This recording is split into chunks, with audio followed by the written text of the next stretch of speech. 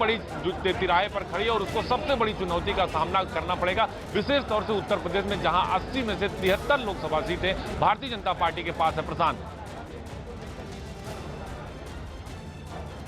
भारत एक ऐसा परिस्थिति में खड़ा है, यहाँ से हम पीछे नहीं मोड़ सकते हैं और यहाँ से आगे जाना है तो नरेंद्र मोदी जी के नेतृत्व में भारतीय जनता पार्टी के साथ देश खड़ा है और यहाँ से हम देश को ऐसा ऊंचाई तक ले जा सकते हैं जहाँ हम सिर्फ सपना देखते थे। आज मोदी जी के नेतृत्व में हिंदुस्तान विश्व भर में एक बहुत ही ऐसा स्थान पर खड़ा है जहाँ सब एक इज्जत के नज़र से भारत को देखता है। उत्तर प्रदेश में एक बड़ा गठबंधन होने जा रहा है। बात करते हैं केंद्रीय मंत्री सत्यपाल जी से। सर, आप जिस राज्य से सांसद हैं, बड़ा गठबंधन बन रहा है, समाजवादी पार्टी, बहुजन समाजवादी पार्टी, चिंतित है बीजेपी? देखिए, पूरी लार्जर पिक्चर की बात मैं नहीं करता हूँ। अगर मैं अपनी लोकसभा क्षेत्र की बात करता हूँ, हमारे ऊपर कोई फर्क पड़ नहीं पड़ता। 2014 के इलेक्शंस में भी बसपा को और सपा को जितनी जो है वोट मिले, उससे कहीं ज़्यादा, लगभग दुगने से ज़्यादा वोट अपने को उसमें मिले थे। और इन लोगों का गठबंधन एक अस्थायी गठबंधन नहीं है। चुनाव की दृष्टि से अपने अस्तित्व को बचाने का उनकी ये, मुझे लगता है कि अंतिम उनकी पहल है, लेकिन ये सफल नहीं होगी। लेकिन सर, पिछली बार देश में जो सरकार बनी थी, मोदी सरकार भारी बहुमत से, उसमें उत्तर प्रदेश की बड़ी भूमिका थी। क्या आपको लगता है कि ये गठबंधन बनने के बाद भी बीजेपी उस प्रदर्शन को दोहरा सकती है? देखिए, हमारा जो है ये बेहतर प्रदर्शन हमारा होगा और मुझको लगता है कि हम पहले से अच्छा जो है प्रदर्शन इसमें करके दिखाएंगे। एक बस अंतिम सवाल, कांग्रेस इस गठबंधन में शामिल नहीं है, लेकिन कहा जा रहा है कि रायबरेली और अमेठी की सीट ये गठबंधन छोड़ देगा। इस तरह की मीडिया में रिपोर्ट है, ये दिखाते हैं कि उनकी जो राष्ट्रीय पार्टी थी, कभी अभी भी वो कहते हैं हिंदुस्तान की सबसे ओल्डेस्ट पार्टी, वो मुझे लगता है कि अंतिम चरण में चल रही है। सतपाल सिंह जो कह रहे हैं उसी से जुड़ा ये अहम मसला भी है, सवाल भी है कांग्रेस के लिए कि आखिर वो इनके साथ क्यों नहीं जुड़ सका।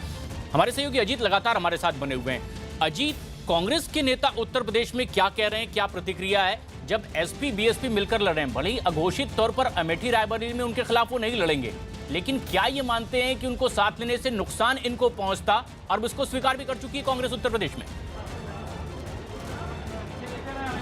बिल्कुल, आपने सही बात कही कि इस बात को स्वीकार कर चुके हैं कि अगर एक साथ होंगे तो नुकसान होगा। तो निश्चित तौर पर कांग्रेस की तरफ से इसी बात को कहा जा रहा है लगातार कि अब हम अकेले लड़ेंगे और मजबूती से लड़ेंगे। इस बात को खुद कांग्रेस अध्यक्ष राहुल गांधी भी कह चुके हैं। लेकिन जो उत्तर प्रदेश की सियासी तस्वीर है, जो जमीनी तस्वीर है, वो साफ है कि कांग्रेस उस मजबूत स्थिति में नहीं है जो मध्य प्रदेश, छत्तीसगढ़ और राजस्थान के उपचुनाव में दिखी। क्योंकि उत्तर प्रदेश में समाजवादी पार्टी और जो बसपा पार्टी है, वो एक तरीके से कहा जाए कि वो ज़्यादा मजबूत स्थिति में है। तो लिहाजा कांग्रेस भी 5 से 10 सीटों पर मजबूती से लड़ेगी। जैसे जतिन प्रसाद है शाहजहांपुर, सलमान खुर्शीद है, आरपीएन सिंह कुशीनगर है, अमेठी, रायबरेली, लेकिन इन सब सीटों पर कांग्रेस जोरदार टक्कर देगी। तो कांग्रेस को भी ये पता कि हम इतनी कमजोर स्थिति में तो नहीं है कि हम 5 से 10 सीटें ना जीत सकें। तो लिहाजा वो भी चाहते हैं कि हम अपनी ताकत का इस्तेमाल करेंगे और दोनों ही दल एक दूसरे से बातचीत का रास्ता इसलिए खुला छोड़ना चाहते हैं, खुला रखा हुआ है, क्योंकि उन्हें पता है कि जब केंद्र की सरकार बनेगी 2019 के लोकसभा चुनाव के बाद, तो सबको एक दूसरे की जरूरत होगी बीजेपी के खिलाफ। इसलिए इस तरीके की जो रणनीति है वो तैयार किया जा रहा है और गठबंधन से तैयार किया जा रहा है। और थोड़ी देर में, मुश्किल से 5 से 10 मिनट बाद ये प्रेस कॉन्फ्रेंस शुरू हो जाएगी, जिसमें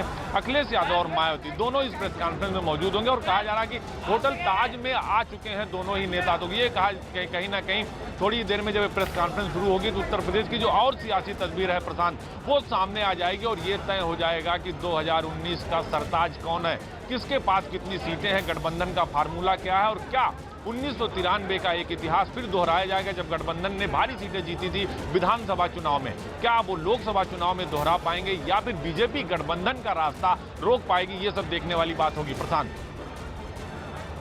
उत्तर प्रदेश में एक बड़ा महागठबंधन बनने वाला है। बात करते हैं केंद्रीय मंत्री साध्वी निरंजन ज्योति से। निरंजन जी, आपके उत्तर प्रदेश में जहां से आप सांसद भी हैं, एक बड़ा गठबंधन बन रहा है, बड़े वोट बैंक उन दोनों पार्टियों के भी हैं, समाजवादी पार्टी, बहुजन समाज पार्टी। तो चिंतित है बीजेपी इस गठबंधन को लेकर? बीजेपी बिल्कुल अस्वस्थ है, क्योंकि 2017 में एक राष्ट्रीय पार्टी से अखिलेश ने गठबंधन किया था और उस राष्ट्रीय पार्टी के जिनके 27 विधायक थे 7 में आ गए हैं। और मुझे लग रहा है कि मायावती लोकसभा में 0 हो गई थी जो 80 सीटें थी वो 17-19 में आ गई थी। मेरी लोकसभा में सिर्फ हमारे 2 विधायक थे। हमने 17 में 6 की 6 सीटें जीती हैं और इस बार भी वही होगा। लेकिन इस बार उन्होंने थोड़ी सावधानी बरती है। जिनके साथ वो पिछली बार लड़े थे, यूपी के 2 लड़के, उनमें से एक लड़के को इस बार अपने गठबंधन में नहीं रखा है, यानी कांग्रेस को जगह नहीं दी है। जगह नहीं दी तो अमेठी और रायबरेली भी खड़ा करे ना। तो आपको लगता है कि ये फ्रेंडली मैच हो रहा है उनका कांग्रेस के साथ? अपना अस्तित्व बचाने के लिए हो रहा है, लेकिन अस्तित्व बचने वाला नहीं है। जिस तरह से हमने 14 में जीता, 17 में जीता, उसी तरह से उत्तर प्रदेश में 19 में जीता। लेकिन बस एक सवाल, उनका ये कहना है कि उपचुनाव में वो दोनों मिलकर लड़े और उन्होंने बीजेपी को धूल चटा दी। उपचुनाव एक लोकल इशू हो जाता है। ये जो 19 का चुनाव होता है, नेशनल चुनाव होता है, वो केंद्र के लिए और राष्ट्रीय मुद्दों पर होता है। बहुत बहुत शुक्रिया। कैमरामैन कमल देव के साथ विक्रांत यादव, न्यूज़ 18 इंडिया, दिल्ली। दोनों इस बात को सोच लेंगे कि गेस्ट हाउस कांड होगा या मुलायम सिंह जैसे पहले कोई फिर बाहर जाएगा। नो, हमारे उपचुनाव पर कोई असर नहीं पड़े। आदरणीय प्रधानमंत्री जी के साथ जनता है।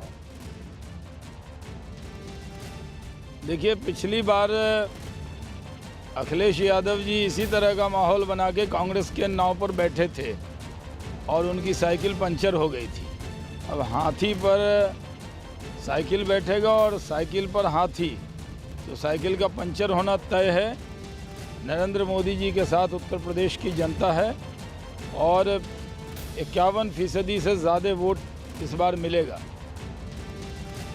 और गठबंधन का ऐलान कुछ ही पलों में हो सकता है। लखनऊ में समाजवादी पार्टी और बीएसपी के बीच इसी जगह मौजूद है हमारे सहयोगी अजीत, जहां एक और दिल्ली में बीजेपी के नेता बड़े बड़े दावे कर रहे हैं कि अब 74 सीटें होगी, लेकिन 72 नहीं होगी पिछले बार के मुकाबले। जमीनी हकीकत क्या है? उत्तर प्रदेश में बीजेपी के नेता क्या नहीं मान रहे हैं कि इस गठबंधन से नुकसान होने वाला है उन्हें?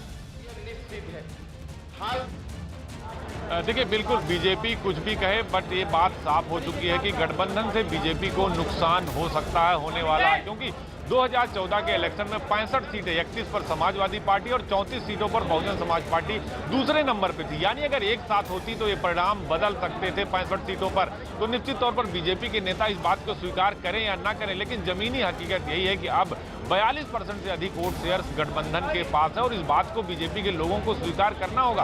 अगर ये ना होता तो शायद बीजेपी और अपने ट्रम्प कार्ड ना खेलती किसानों के लिए जो 10% फॉरवर्ड आरक्षण लाए। तो अब ये बात साफ हो चुकी है। और आपको बड़ी खबर बता दें कि अखिलेश यादव ताज होटल यानी जहां मौजूद हैं यहां पहुंच चुके हैं। थोड़ी देर बाद मायावती भी पहुंचेंगी और एक साथ दोनों लोग इस मंच पर आएंगे जहां हम मौजूद हैं।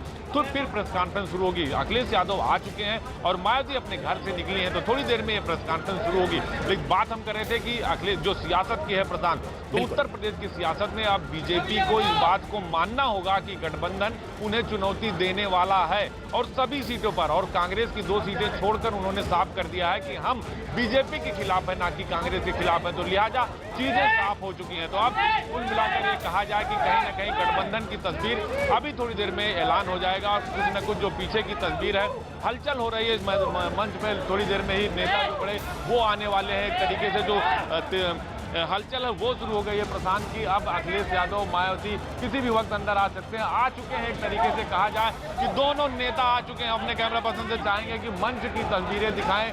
अखिलेश यादव मंच पर पहुंच चुके हैं। प्रशांत, आप देख सकते हैं सीधी तस्वीरें न्यूज़ 18 इंडिया पर सबसे पहले आप देख सकते हैं कि अखिलेश यादव मंच पर पहुंच गए हैं। तो ये तस्वीरें हम आपको दिखा रहे हैं सीधे तौर पर। और मायावती यानी जो बसपा सुप्रीमो है वो भी मंच पर आ गई हैं। तो निश्चित तौर पर दोनों नेता आ चुके हैं मंच पर प्रशांत, और ये दोनों नेता अब अपनी प्रेस कॉन्फ्रेंस शुरू करने वाले हैं। प्रशांत, बिल्कुल, और ये एक तरह से आने वाले लोकसभा चुनाव से पहले बड़ा सियासी कदम इस वक्त हिंदुस्तान की आवाम के सामने, जब समाजवादी पार्टी और बहुजन समाज पार्टी आधिकारिक तौर पर गठबंधन का ऐलान करेंगे। सीधी तस्वीरें हमारे दर्शक देख रहे हैं न्यूज़ 18 इंडिया पर कि अब से कुछ ही पलों में औपचारिक ऐलान। लेकिन खास बात यह कि सबसे पहले न्यूज़ 18 इंडिया ने ही बताया कि एसपी और बीएसपी के बीच गठबंधन हो रहा है, जिसके औपचारिक ऐलान का इंतजार है। और अब इंतजार की वो घड़ियां खत्म हो रही है। औपचारिक ऐलान, एक साथ एक मंच पर अखिलेश यादव और मायावती। एक तरह से विपक्ष की इस लड़ाई के लिए ये सबसे बड़ा कदम और ये सबसे बड़ी सियासी तस्वीर इस वक्त की देश के सामने, जब विपक्ष का कुछ ये एक जवाब सामने आ रहा है बीजेपी के लिए। उत्तर प्रदेश जहां सबसे ज्यादा लोकसभा की सीटें हैं, वहां विपक्ष किस तरह से तैयार हो रहा है, ये उसकी वानगी। और देश में एक तरह से बीजेपी को टक्कर देने के लिए माना जा रहा है कि ये एक सबसे बड़ा गठबंधन है। अजीत हमारे साथ लगातार बने हुए हैं। अजीत, कार्यकर्ताओं में किस तरह का उत्साह बीएसपी और एसपी के, और जो सवाल पैदा हो रहा था विपक्ष की ओर से यानी उनके बीजेपी की ओर से कि क्या दोनों के वोट ट्रांसफर भी हो पाएंगे भले ही ये गठबंधन कर लें? आप लोगों से रिक्वेस्ट है, फिर से कर रहे हैं रिक्वेस्ट कि आप कृपया अपनी सीट ले लें, आप बैठ जाएं अपने पीछे। और ये तस्वीरें आप देख रहे हैं, एक मंच पर आ चुके हैं। लखनऊ में साझा प्रेस कॉन्फ्रेंस करेंगे मायावती और अखिलेश यादव। खास बात यह कि इससे कांग्रेस को दूर रखा गया है इस गठबंधन से, और समाजवादी पार्टी और बीएसपी ने यह फैसला किया है कि दोनों अब साल 2019 के इस आने वाले 3 महीने के बाद आने वाले लोकसभा चुनाव में मिलकर साथ लड़ेंगे। दरअसल पीछे हुए घटनाक्रम से भी दोनों ही पार्टियों ने कुछ कुछ सीख ली है, क्योंकि साल 1996 में बीएसपी और कांग्रेस ने मिलकर लड़ा, 2017 में एसपी और कांग्रेस ने मिलकर साथ लगा, लेकिन कोई खास असर इसका देखने को नहीं मिला। और शायद अतीत के इसी घटनाक्रम से सीख लेते हुए दोनों ने मान लिया कि कांग्रेस को प्रत्यक्ष रूप से साथ में नहीं रखा जाएगा, यही इसके लिए अच्छा सियासी कदम हो सकता है। और वही करते हुए प्रेस कॉन्फ्रेंस करेंगे, औपचारिक ऐलान करेंगे अखिलेश यादव और मायावती। लेकिन खास बात यह भी, जो खबरें सबसे पहले न्यूज़ 18 इंडिया पर आई वो ये कि रायबरेली और अमेठी में ये गठबंधन कांग्रेस के उम्मीदवार के खिलाफ अपना प्रत्याशी खड़ा नहीं करेंगे। साथ ही अपना दल के खिलाफ भी एक उम्मीदवार खड़ा न करने का फैसला किया गया है। ये एक तरह से सटीक कदम विपक्ष की ओर से उत्तर प्रदेश में उठता हुआ दिखाई दे रहा है बीजेपी से लड़ने के लिए। हालांकि दिल्ली में इस वक्त बीजेपी का महाधिवेशन और प्रधानमंत्री मोदी भी अपने कार्यकर्ताओं पदाधिकारियों को वहां संबोधित करेंगे। लगातार इस गठबंधन को नाकाम बताने की कोशिश दिल्ली से हो रही है, लेकिन औपचारिक ऐलान लखनऊ में कुछ ही देर बाद होगा। अजीत, हमारे सहयोगी लगातार हमारे साथ बने हुए हैं। अजीत, दोनों ही एक मंच पर हैं नेता, अपनी बात रखने ही वाले हैं। कार्यकर्ता किस तरह से देख रहे हैं इस गठबंधन को, समाजवादी पार्टी और बीएसपी के दोनों ही धरातल पर? बिल्कुल प्रशांत, एक तरीके से कहा जाए कि सबसे बड़े सियासी गठबंधन का ऐलान बस कुछ देर में होगा। और ये बात अब साफ हो चुकी है कि मायावती और अखिलेश यादव मंच पर मौजूद है। होटल ताज का ये प्रेस कॉन्फ्रेंस हॉल इस बात का इतिहास का गवाह बनने वाला है कि उत्तर प्रदेश में 25 साल बाद वो गठबंधन एक बार फिर एक साथ हो गया है, जिसमें उस वक्त सबसे ज्यादा सीटें जीतकर बीजेपी को चुनौती दी थी और फिर एक बार वो सीटें जीत रही है। तो निश्चित तौर पर ये कहा जा सकता है कि जो 42% का वोट शेयर है वो इनके साथ है। इसके अलावा 2017 में इनका वोट बैंक परसेंटेज था वो बढ़ा था। तो 25 साल बाद ये इतिहास दोहराया जा रहा है कि मायावती अमूमन किसी के साथ मंच शेयर नहीं करती, अखिलेश यादव के साथ है, क्योंकि उस वक्त काशीराम और मुलायम सिंह यादव थे, आज मायावती और अखिलेश यादव। तो अब तस्वीरें जो है वो सामने आ चुके हैं। अब आप सीधे मायावती और अखिलेश यादव के चेहरे आप देख सकते हैं, इसी तरह दोनों चेहरे मुस्कुरा रहे हैं और उनको पता है कि उत्तर प्रदेश की सियासत के हम जो है एक तरीके से किंग मेकर होंगे आने वाले लोकसभा चुनाव में। और क्योंकि 65 सीटों पर 2014 में आगे थे, तो लिहाजा आप गठबंधन होगा। आप सीधे मायावती बोलने जा रहे हैं, उनको सीधे सुनते हैं प्रशांत।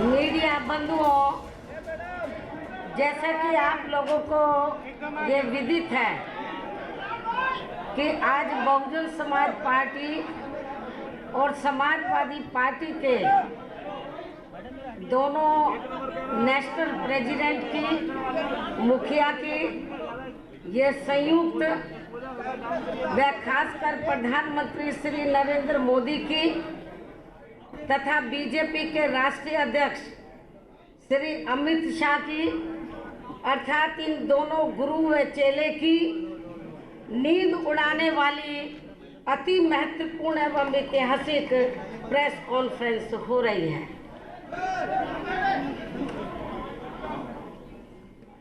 हालांकि इसकी वास्तव में पृष्ठभूमि ये है कि हमारी पार्टी बीएसपी ने परम पूज्य बाबा साहब डॉक्टर भीमराव अंबेडकर के कॉन्फ्रेंस हो रही है।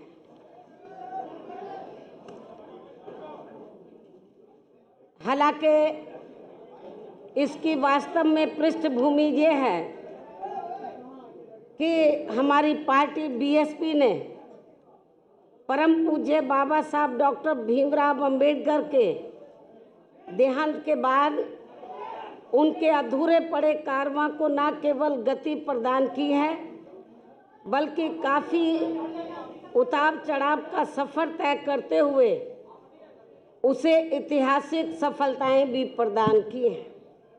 और इतना ही नहीं बल्कि बीएसपी ने इनके द्वारा यहाँ जातिवादी व्यवस्था के शिकार लोगों को मान सम्मान की जिंदगी बसर करने हेतु राजनीतिक सत्ता की मास्टर चाबी प्राप्त करने की दी गई उसी अमरवाणी व मिशनरी लक्ष्य को सही मायने में जमीनी हकीकत में बदलने के कर्म में ही यहाँ लोहिया जी के बताए हुए रास्तों पर चल रही समाजवादी पार्टी से पहले सन 1993 में मान्यवर श्री कांशीराम जी व श्री मुलायम सिंह यादव जी के नेतृत्व में उत्तर प्रदेश में विधानसभा के हुए आम चुनाव में चुनावी गठबंधन करके ये चुनाव लड़ा गया था और फिर उसके परिणाम स्वरूप ही उत्तर प्रदेश जैसे देश के सबसे बड़े व महत्वपूर्ण राज्य में हवा का रुख पूरी तरह से बदलते हुए तथा बीजेपी जैसी घोर जातिवादी व सांप्रदायिक पार्टी को पछाड़ते हुए तब यहाँ सरकार भी बनाई गई थी। हालांकि ये गठबंधन कुछ गंभीर कारणों की वजह से ज़्यादा लंबे समय तक नहीं चल सका था, लेकिन अब देश व जनहित को उन कारणों में से खासकर 2 जून 1995 के घटित हुए लखनऊ गेस्ट हाउस कांड से भी ऊपर रखते हुए, यानी कि देश व जनहित को इस कांड से भी ऊपर रखते हुए एक बार फिर हमने यहाँ देश में लगभग उसी प्रकार की दूषित राजनीतिक व सांप्रदायिकता के माहौल के मद्देनजर रखते हुए आपस में चुनावी समझौता करने का फैसला लिया है। और ये भी सर्वविदित है कि जैसे उस समय सन 1990 के आसपास बीजेपी की घोर जातिवादी संकीर्ण सांप्रदायिक व अयोध्या मामले को लेकर धार्मिक उन्माद एवं हिंसा आदि के जहरीले माहौल के काले साए के कारण आम जनजीवन जिस प्रकार से प्रभावित था, तो उससे देश की आम जनता बुरी तरह से त्रस्त व त्राही कर रही थी। तो ठीक उसी प्रकार से आज भी उत्तर प्रदेश सहित पूरे देश की लगभग 125 करोड़ आम जनता बीजेपी की केंद्र व राज्य सरकारों की खासकर घोर चुनावी वायदा खिलाफी करने के साथ साथ इनकी गरीब, मजदूर, किसान, बेरोजगार व व्यापारी आदि विरोधी नीतियों तथा इनके अहंकारी एवं तानाशाही वाले रवैये से अत्यंत ही परेशान व दुखी हैं।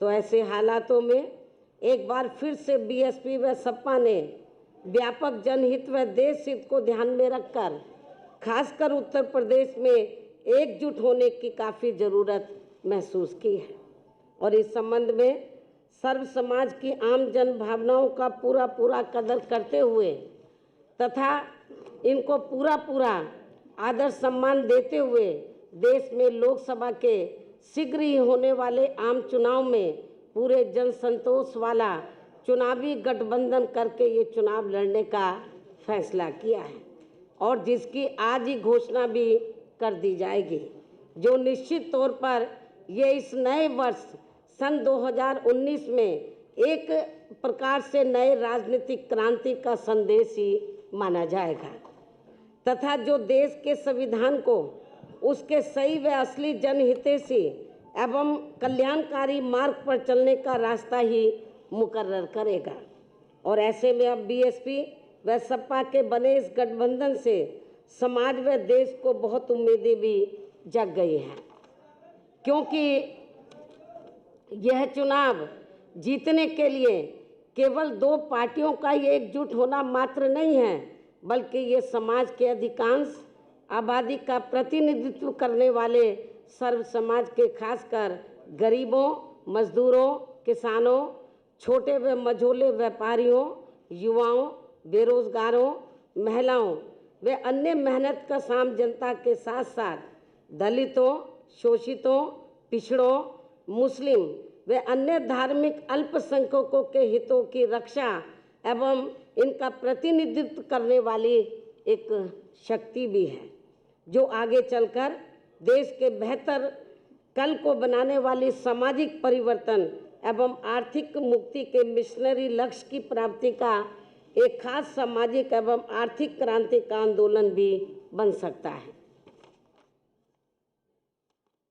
इसके साथ ही वैसे आपको ये भी मालूम है कि देश में पिछले लोकसभा और उसके बाद उत्तर प्रदेश में विधानसभा के हुए आम चुनाव में भी बीजेपी ने जिस प्रकार से केंद्र व उत्तर प्रदेश में यहाँ बेईमानी से अपनी सरकार बनाई है और जिनकी गलत नीतियों व गलत कार्य प्रणाली आदि से जनता आज बहुत ज़्यादा दुखी है, जिसे अति गंभीरता से लेते हुए फिर ऐसी जन विरोधी पार्टी को आगे सत्ता में आने से रोकने के लिए हमने पहले ही यहाँ उत्तर प्रदेश में कुछ लोकसभा व विधानसभा की सीटों पर हुए उपचुनाव में इनके अधिकांश उम्मीदवारों को हरा के इसकी शुरुआत भी कर दी है, जबकि इन चुनावों में कांग्रेस पार्टी के उम्मीदवारों की तो जमानत ही जब्त हो गई थी और फिर इसके बाद से पूरे देश में यह आम चर्चा शुरू हो गई कि उत्तर प्रदेश में 80 लोकसभा की सीटें हैं और यदि बीएसपी व सपा यहाँ गठबंधन करके लोकसभा का आम चुनाव लड़ते हैं तो फिर इस बार केंद्र में बीजेपी को सत्ता में आने से जरूर रोका जा सकता है। और वैसे भी इनके चुनावी वायदा खिलाफी, कुशासन व गलत नीतियों एवं जातिवादी, संकीर्ण, द्वेषपूर्ण, सांप्रदायिक व पूंजीवादी तथा अहंकारी व तानाशाही वाले रवैये एवं कार्य प्रणाली से अब पूरे देश में गरीब, मजदूर, किसान, व्यापारी व अन्य मेहनतकश लोगों के साथ साथ खासकर दलित, आदिवासी, पिछड़ा वर्ग, मुस्लिम व अन्य धार्मिक अल्पसंख्यक समाज के भी लोग अपनी विभिन्न समस्याओं को लेकर अभी तक भी हमें काफ़ी ज़्यादा दुखी व चिंतित ही नज़र आते हैं। इसके साथ ही इनके बिना पूरी तैयारी के विशेषकर नोटबंदी व जीएसटी के लिए गए फैसले से तो इनकी कमर और भी ज़्यादा तोड़कर रख दी गई है, जिन्हें खास ध्यान में रखकर ही वह इन लोगों के हितों को प्राथमिकता देते हुए अर्थात इनके हितों में लखनऊ गेस्ट हाउस कांड को भी किनारे करके फिर हमने आबादी व लोकसभा की सीटों के हिसाब से भी देश के सबसे बड़े प्रदेश उत्तर प्रदेश में यहाँ लोकसभा का आम चुनाव गठबंधन करके लड़ने का ही फैसला लिया है, ताकि इस बार बीजेपी एंड कंपनी के लोगों को किसी भी कीमत पर केंद्र की सत्ता में आने से या विशेषकर उत्तर प्रदेश से ही रोका जा सके। और वैसे भी हमें ये पूरा भरोसा है कि जिस प्रकार से हमने अर्थात बीएसपी व सपा ने मिलकर अभी तक यहाँ लोकसभा व विधानसभा के हुए सभी उपचुनावों में बीजेपी के अधिकांश उम्मीदवारों को बुरी तरह से हराया है, तो फिर ये बीएसपी व सपा का बना गठबंधन देश में जल्दी ही होने वाले लोकसभा आम चुनाव में भी, खासकर यहाँ उत्तर प्रदेश से बीजेपी के उम्मीदवारों को अब किसी भी कीमत पर कामयाब नहीं होने देगा, जिसकी हमें पूरी उम्मीद भी है। लेकिन अब यहाँ आप लोग हमसे ये भी जरूर जानना चाहेंगे कि हमने इस बने गठबंधन में कांग्रेस पार्टी को शामिल क्यों नहीं किया है। मैं ज़रूरी बातें आप लोगों के सामने रखना चाहूँगी ताकि आपको सवाल पूछने के लिए कोई तकलीफ ना उठानी पड़े। लेकिन अब यहाँ आप लोग हमसे ये भी ज़रूर जानना चाहेंगे कि हमने इस बने गठबंधन में कांग्रेस पार्टी को शामिल क्यों नहीं किया है, जबकि इस संबंध में आप लोगों को भी ये मालूम है कि आज़ादी के बाद काफ़ी लंबी अवधि तक केंद्र व उत्तर प्रदेश सहित देश के अधिकांश राज्यों में भी ज़्यादातर यहाँ कांग्रेस पार्टी ने ही एक सत्र राज किया है, जिसमें विशेषकर कमज़ोर वर्गों के साथ साथ गरीब, मजदूर, किसान, व्यापारी एवं अन्य विभिन्न क्षेत्रों में लगे मेहनतकश लोग आदि ये सभी काफ़ी ज़्यादा परेशान रहे हैं। और इनके शासनकाल में देश में गरीबी, बेरोजगारी व भ्रष्टाचार आदि भी काफ़ी ज़्यादा बढ़ा है, जिसकी वजह से ही फिर यहाँ बीएसपी व सपा सहित अनेकों और भी राजनीतिक पार्टियों का गठन हुआ, ताकि इन लोगों को इस पार्टी के कुशासन व मनमानी वाले राज से कुछ हद तक मुक्ति मिल सके।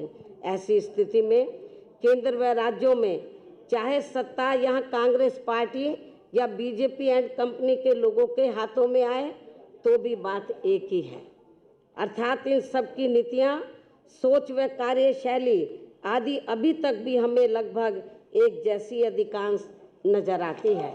जैसे देश में रक्षा सौदों की खरीद फरोख्त के मामलों में इन दोनों ही पार्टियों की सरकारों में ज़बरदस्त घोटाले हुए हैं, ये बात भी किसी से छिपी हुई नहीं है, जिसकी खास वजह से ही पहले कांग्रेस पार्टी को बोफोर्स मामले में अपनी केंद्र की सरकार गंवानी पड़ी थी। और अब देश में जल्दी ही लोकसभा के होने वाले आम चुनाव में बीजेपी को भी खासकर राफेल मामले में हुए घोटाले को लेकर अपनी केंद्र की सरकार जरूर गंवानी पड़ेगी, ऐसी देश में काफ़ी आम चर्चा भी है।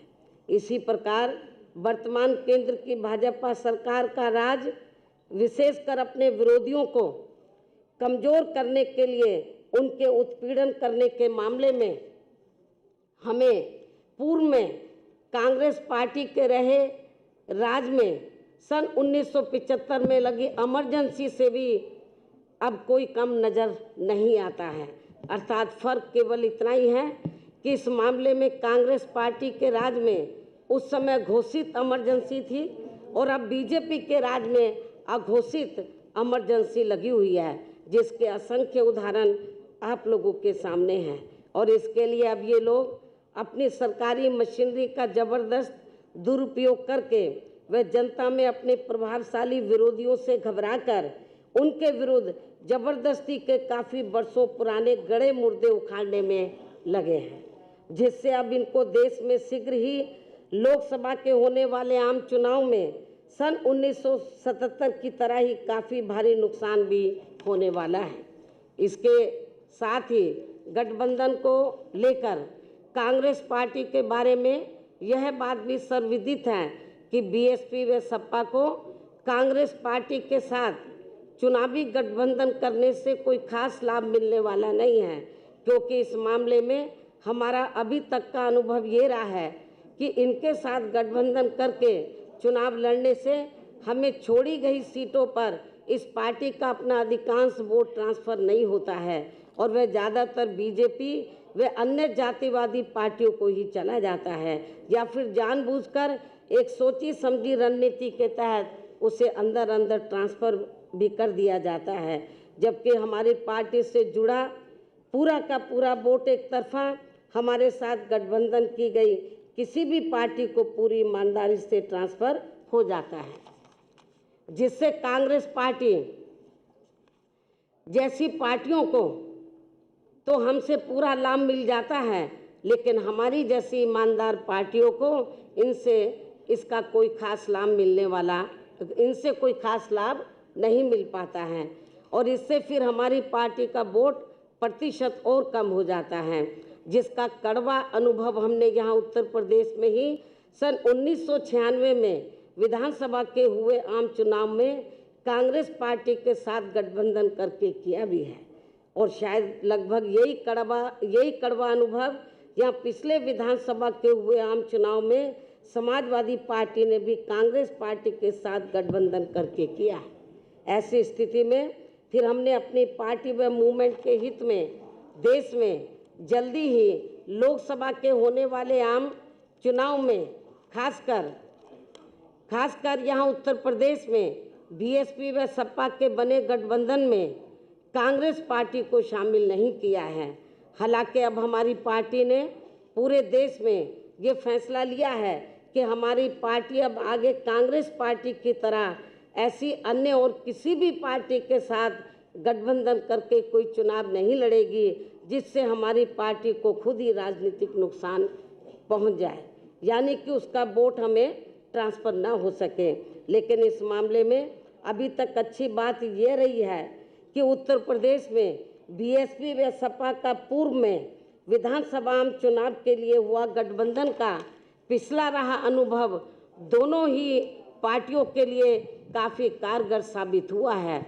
अर्थात दोनों ही पार्टियों का वोट एक दूसरे के उम्मीदवारों को पूरी ईमानदारी से ट्रांसफ़र हुआ है, जिसकी वजह से अब हमें यहाँ लोकसभा के होने वाले आम चुनाव में बीएसपी व सपा का गठबंधन करके ये चुनाव लड़ने में कोई भी परहेज नहीं है।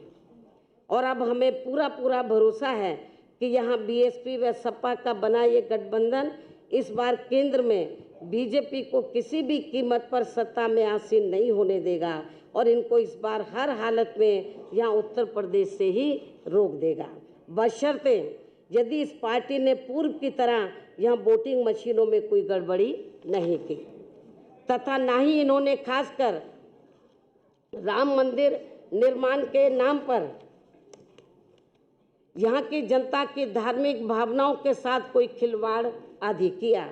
इन्हीं जरूरी बातों के साथ ही अब मैं उत्तर प्रदेश में बीएसपी व सपा के बने इस गठबंधन के संदर्भ में ये कहना चाहूँगी कि उत्तर प्रदेश में इन दोनों पार्टियों का यहाँ लोकसभा चुनाव में एक साथ मिलकर चुनाव लड़ने का हमारा ये गठबंधन फाइनल हो चुका है और इसके लिए हमने दिनांक 4 जनवरी को दिल्ली में इकट्ठा बैठकर वे काफ़ी गहन सोच विचार करके प्रदेश की सभी 80 लोकसभा की सीटों का फाइनल बंटवारा भी कर लिया है।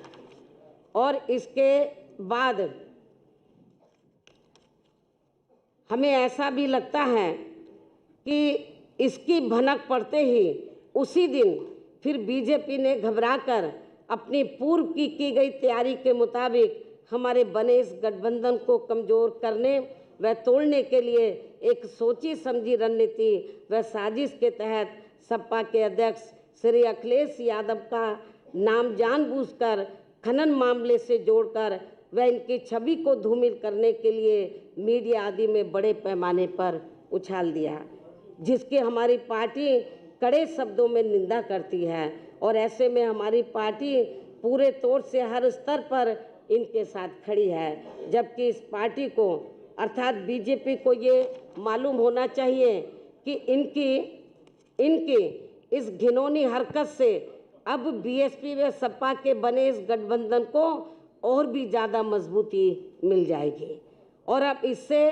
इनका श्री शिवपाल यादव पर पानी की तरह बहाया गया पैसा भी जरूर ही बेकार चला जाएगा। और अब मैं आप लोगों को ये बताना चाहती हूँ कि इस बने गठबंधन में किस पार्टी के पास कितनी सीटें रहेंगी, तो ये सभी दिनांक 4 जनवरी को दिल्ली में ही फाइनल कर लिया गया है, जिसकी संक्षेप में जानकारी इस प्रकार से है। उत्तर प्रदेश में कुल 80 लोकसभा की सीटें हैं, जिसमें से बीएसपी 38 लोकसभा की सीटों पर और एसपी 38 लोकसभा की सीटों पर मिलकर ये चुनाव लड़ेगी। और 2 लोकसभा की सीटें हमने अभी 1-2 और पार्टियों के लिए छोड़ दी है। इनके अलावा 2 और शेष बची सीटें अर्थात अमेठी व रायबरेली, ये दोनों लोकसभा की सीटें हमने कांग्रेस पार्टी के साथ बिना कोई गठबंधन किए हुए ही इस पार्टी के लिए छोड़ दिए हैं, ताकि बीजेपी के लोग इन दोनों सीटों पर कांग्रेस पार्टी की संरक्षक व इनके अध्यक्ष को भी यही उलझाकर ना रख सके। इसके साथ साथ बंटवारे में कौन कौन सी सीटें बीएसपी व सपा आदि के पास रहेंगी, तो इसका भी लगभग तय ही हो चुका है, जिसकी सीटवार पूरी जानकारी आपको बहुत जल्दी ही प्रेस नोट के जरिए दे दी जाएगी। और अब मैं अंत में बीएसपी व सपा के सभी छोटे बड़े पदाधिकारियों, नेताओं व कार्यकर्ताओं से मीडिया के माध्यम से ये भी पुरजोर अपील करती हूँ कि वे इस चुनाव में पर्दे के पीछे से बीजेपी द्वारा चलाई जा रही श्री शिवपाल यादव की पार्टी को तथा कुछ अन्य और स्वार्थी किस्म के लोगों को भी मैनेज करके व उन्हें आगे करके खासकर यहाँ दलितों, पिछड़ों व मुस्लिम समाज आदि के नाम पर बनवाई गई पार्टियों एवं इनके संगठनों के द्वारा भी षड्यंत्र के तहत खड़े किए गए उम्मीदवारों को अपने यार दोस्त, जाति बिरादरी व रिश्ते नातों आदि के चक्कर